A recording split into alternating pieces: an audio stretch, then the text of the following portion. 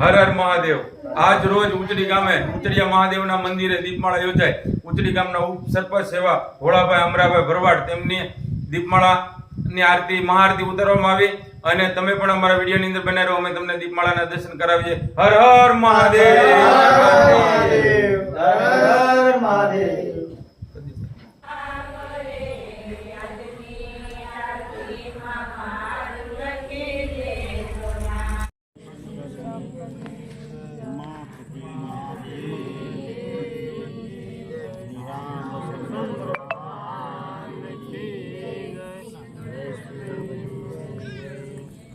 पवन सुत हनुमान बोलो रे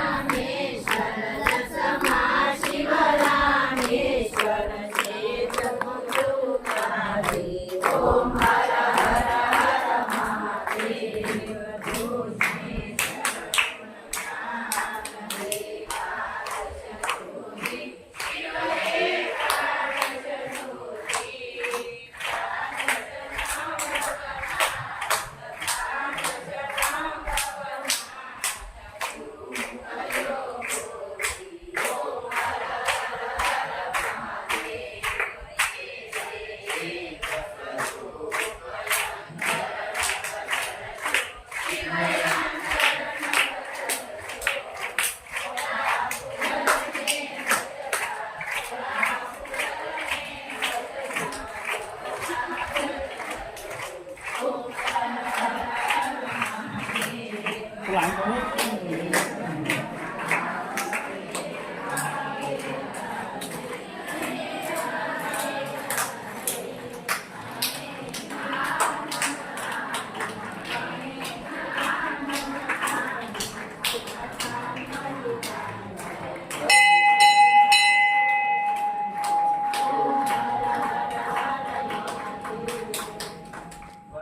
અમરાભાઈ ભરવાડ એમની છે તો આપણા ઉપસરપંચ શ્રી તો ભગવાન શિવ એમને એમના પરિવારને ખૂબ સુખ શાંતિ અને સમૃદ્ધિ આપે એવી ભગવાન શિવ પાસે આપણે સૌ પ્રાર્થના કરીએ.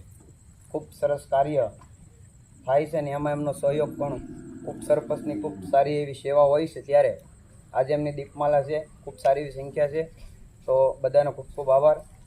અને ઉંચડી ગામની અંદર થોડા દિવસની અંદર આપણા ગામના જ બે વ્યક્તિઓ એ રામચરણ પામ્યા છે. ત્યારે ધીરુભાઈ જેહરવાળા જાદવ અને ઘનશ્યામભાઈ ગણેશભાઈ ચૌહાણ, આ બંને આત્માને ભગવાન શિવ એ મોક્ષની પ્રાપ્તિ કરાવે એવી આપણે શિવને 2 મિનિટ શ્રદ્ધાંજલિ પાઠવવાની છે. તો 2 હાથ જોડી આપણે એમના આત્માના કલ્યાણ માટે બંને વ્યક્તિના આપણે 2 હાથ જોડીને એમને શ્રદ્ધાંજલિ માટે જે શ્લોક બોલીએ છીએ તે ઓમ અંબકં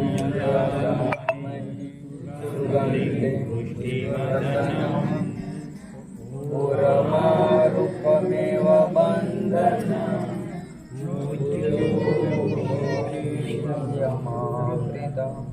ઓમ શાંતિ.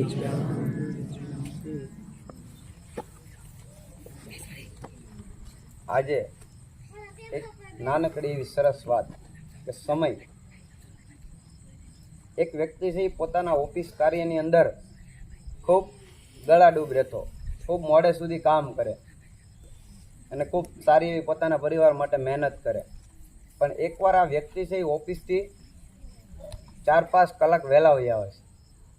ત્યારે એમનો એક નાનો છોકરો હોય છે, એમનો દીકરો, એ પૂછે છે કે પપ્પા તમે આટલી બધી મહેનત કરો છો, તમને વેતન શું મળે છે, તમને પગાર કેટલો મળે છે? એ કે બેટા મારું કલાક ઉપર કામ હોય છે, એમ 1 કલાકના મને 500 રૂપિયા મળે. કે કાંઈ વાંધો નહીં પપ્પા, મને કે 300 રૂપિયા આપો ને એમ. એટલે એના પપ્પાએ છે ને નાની એવી એક તમાશો મારી દીધો કે છોકરું નાનું હોય ને આપણે એને 5-10 વધુ, અત્યારે મોટા છોકરા 10 વાપરવા આપ્યું, આને સીધા 300 માંગ્યા. એટલે એના પપ્પાએ સીધો તમાશો જ આપ્યો, કાંઈ પૂછ્યા વગરનો. એટલે તમાશો મારેલો, છોકરું રોતું રોતું સીધું બીજા રૂમમાં વહી ગયું. એટલે એના પપ્પાને એમ થયું કરું આટલી ટાઈમ થઈ ગયો, આવડો મોટો થયો, ક્યારે એને આટલા પૈસા માંગ્યા જ નથી. એટલે એને વિચાર આવ્યો મગજની અંદર કે આને 300 રૂપિયા કેમ માંગ્યા. એટલે એના પપ્પા છે જે રૂમમાં રિસાઈન સૂઈ ગયો તો ત્યાં એને મનાવવા જાય છે. એટલે એને પૂછે છે કે બેટા તારે પૈસા જોઈએ છે તો ક્યાં? એટલે એના પપ્પાએ કાંઈ પણ પૂછ્યા વગર એને 300 રૂપિયા આપી દીધા. એટલે એના પપ્પાએ 300 રૂપિયા આપ્યા અને ગલ્લામાંથી 500 રૂપિયા ભેગા થયા. 300 ઓલા ને 200 છોકરાએ જે ભેગા કર્યા હતા એ બાળકે. એટલે આ 500 રૂપિયા એના પપ્પાના આગળ ધરે છે અને કહે છે કે પપ્પા થોડી વાર તમે મને કહેતા હતા ને થોડી વાર પહેલાં કે હા કે તમારે 1 કલાકનો ચાર્જ 500 રૂપિયા છે, કલાક ઉપર તમારું કામ હોય છે ને તમને 1 કલાકનું વેતન 500 રૂપિયા મળે છે.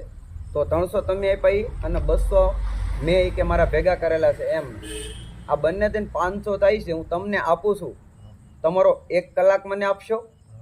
શું કીધું બાળકે કે 500 રૂપિયા થાય છે તો 1 કલાક હું તમને 500 રૂપિયા આપું છું, તમને જે વેતન મળે હું તમને આપું છું, તો મને 1 કલાક આપો. એટલે બાળકે આવું શું કામ કર્યું? કેમ કે એના પપ્પા છે એ આટલા વ્યસ્ત હતા કે ક્યારેય એની સાથે વાતચીત કરતા નહોતા કે કોઈ દી એની સાથે રમત નહોતા રમતા. કેમ કે એની પાસે ટાઈમ હોય તો નથી. મોટી વ્યક્તિ હોય ઘરની અંદર કમાતું હોય એને પછી ખરેખર બહુ ટાઈમ ઓછો હોય. એટલે એના પપ્પાને કહે છે કે તમે મારી યારે 1 કલાક મસ્તી મજાક કરો, મારી જોડે રમો અને મારી જોડે વાત કરો. તો આનાથી એક નાનકડો એવો મેસેજ કે સંપત્તિ કમાવા મળતું, બસ વધારે તો કંઈ નહીં કહેતા. આવીને આવી સંખ્યા ખૂબ સરસ આપણી દીપમાલા અત્યારે થાય છે. તો મને એક વ્યક્તિ હમણાં મળ્યા હતા અશોકભાઈ, તો કહેતા કે ભાઈ મહાદેવ ડિજિટલ આપણા અશોકભાઈ ડાપાની જે ચેનલ છે એ મોનિટાઇઝેશન થઈ ગઈ છે, તો એમના માટે પણ એકવાર જોરદાર તાળીઓ વગાડી દો. એ તમને એમ થયું કે ભાઈ મોનિટાઇઝેશન એટલે શું, પણ આપણી જે ચેનલ હોય ને એની અંદર અમુક કલાકને અમુક સબસ્ક્રાઈબ એમની જે ચેનલ છે એના માધ્યમથી આપણી જ્યાં દીપમાલા છે, તો એ લોકો દેશ વિદેશની અંદર ઊંસડીના વસતા સુરતની અંદર જે આપણા વતન પ્રેમીઓ છે જોતા હોય છે, તો આ વિડીયોના માધ્યમથી હું કહેવા માગીશ કે આ ચેનલને જે કોઈ લોકો જોવે છે એમને લાઈક, સબસ્ક્રાઈબ અને શેર કરવાનું ભૂલતા નહીં. અને કોમેન્ટની અંદર હર હર મહાદેવનું એક કોમેન્ટ મારી દેજો, જેથી કરીને ઉસડિયા મહાદેવની કૃપા તમારા માટે હંમેશ માટે રહેશે. જય ભોળાનાથ.